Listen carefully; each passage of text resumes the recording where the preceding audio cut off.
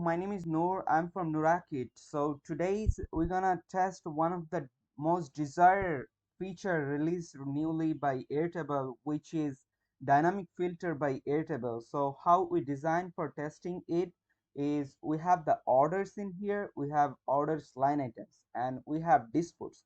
So we're gonna regenerate this table again. So what we're gonna do, we're gonna make the dispute filter so that we pick first the order number and then it show us only the line items which is related that particular orders. So that's our primary goal today. Let's see how we can do it.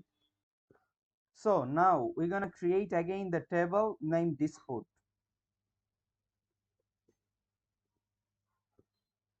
So once we create a new table with dispute, let's put the first ID for simple auto number so that it's become a simple one. Then we're gonna make a relation between link, line items and the dispute tables. So let's make it line items, which will be a linking field,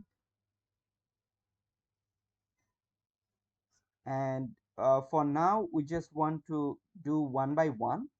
Just save it.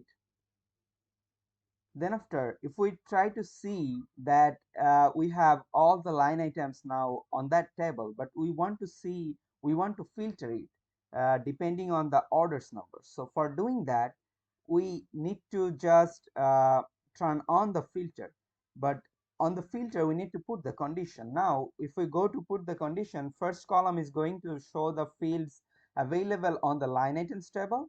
And you can see that these are the columns it's showing. So we pick the orders. But if you see that now it asking for us to pick the order, we need to make it dynamic.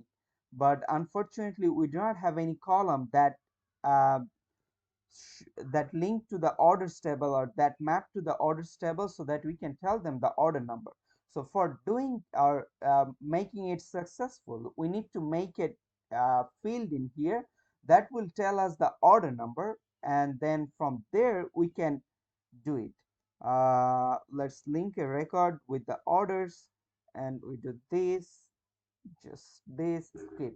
Okay, now if we go back again and try to filter it with the condition, first will be the orders, and then after we want to make it dynamic, eh, and once we make it dynamic, then it will give us the columns available in this table.